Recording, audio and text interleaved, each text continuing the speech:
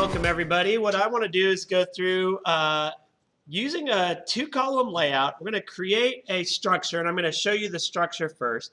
And then we're going to employ some of the techniques that Bootstrap does to create their grids, and we're going to apply that styling technique to create a two-column layout. But you could use it for multiple layouts and grids and things like that. I'm going to start with the simple template.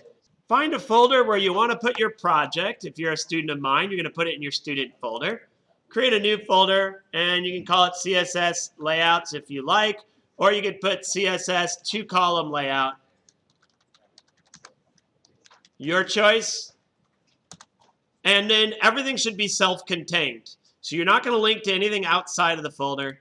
And you're going to put a little template file in there, a folder for images. You're going to need this later for when you start adding some styles, background images, graphics, things like that. And then I recommend if you have a little template of your web pages, you just grab a copy of it and put it into that two-column layout folder. Paste it right there, and then edit it and make all of your changes to the content inside. So I just coded out my sections on my new page. And so I got my header, my section, article and aside, various classes. You may wish to add a class to your footer to distinguish it from other footers. So you could give it a class of footer main or main footer, your choice, like so. And then inside the header, create our H group. Inside of it, your header one and a tagline. We're going to do a little tagline inception. So our tagline is going to be for sites with taglines. I don't know. All right, so there's our header group. And then we get to make the decision, do we want to drop our nav inside the header? Do we want to drop it outside? Does it even matter? It's your choice. How you style it is up to you. This is the only time I'm going to give an ID.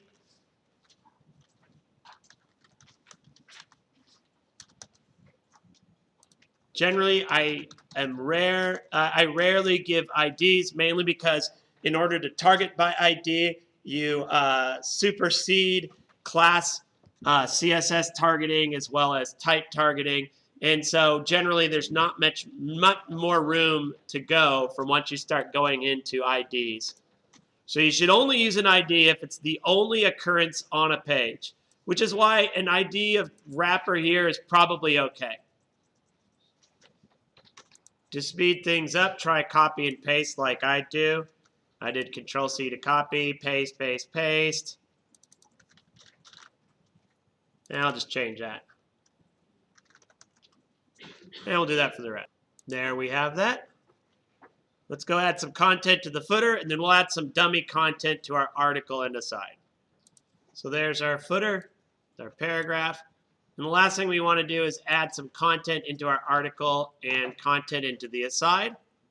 For that, we're going to use some lorem ipsum, and I'm going to use Filorama.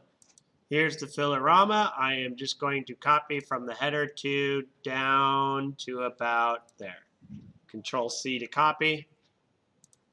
I'm going to go inside of the class of main. And I'm going to put a little comment here to set aside that this is place main content here, and then we'll have another comment that's end of content. I'm going to paste all of my code, and I'm going to copy all of this stuff here and tab it over or accidentally delete it.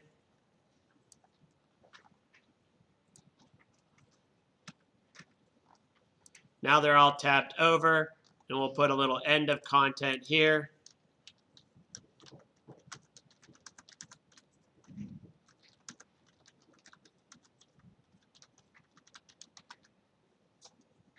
And we'll add our sidebar content in here.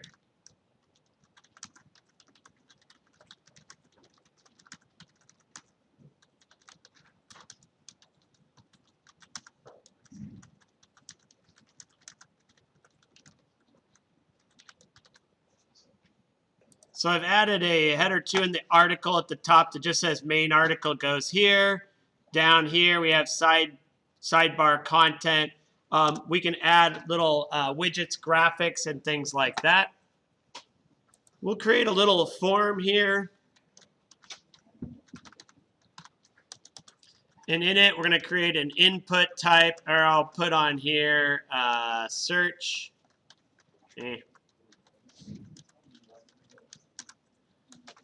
Put an input type equals text. Name equals search. I'm going to make that a self-closing tag. And then we're going to create another input type.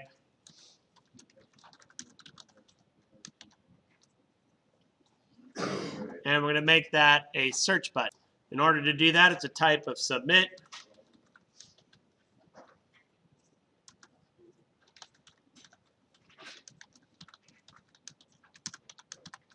We give it a type of submit, value of submit. Let's just see what this looks like so far. I'll save my changes, launch it in Chrome. Well, let's take a look. Down here you see sidebar content, search content. There's the submit button. Here is my main article. There's no CSS applied. I think I'm going to add one little cheesy ad underneath it and maybe a vertical rollover bar. For the cheesy ad, we're going to use a figure for that. And then, of course, another nav element for a vertical nav. So this is the HTML of my aside. You'll notice sidebar content, header 2. We have a header 3 for our search and a form, a header 3 for the cheesy ad, header 3 for category links, nav on here, the class of sidebar. And I'm actually going to copy all of that. And I'm going to paste it again and have this category links number 2. And then maybe this time we'll have 4 links on it, or 5 links on it. So a lot of times what's cool about this is, see, now I'm showing you what the purpose of using a class is. So if all of my sidebar navs are all going to be styled the same, and they should, we give it a class on each of these, and then we just target any nav with the class of sidebar. Let's see what that looks like once we get our cheesy ad in place. See, there's my cheesy ad I'm going to use. And so I'm going to save this image into the folder where I have my files. So I find the 2-column layout folder, the images folder. We're going to call it cheesyad.jpg. Save it there. I think I'm going to edit that to resize it a little bit. Of course, we can resize it with CSS. And I'm just going to click edit on here, and we're going to do a resize. And I'm going to change it from 400 pixels to 250 pixels wide, like that. Save my changes. Once that's saved, close it. And let's take a look at the template now. Oh, I didn't save my changes in here. Save my changes, hit refresh. And now you can see there's cheesy ad, category links, number 1, number 2. And on my next tutorial, I'm going to show you how we can apply the 2-column effect using the Bootstrap grid. Stay tuned for that.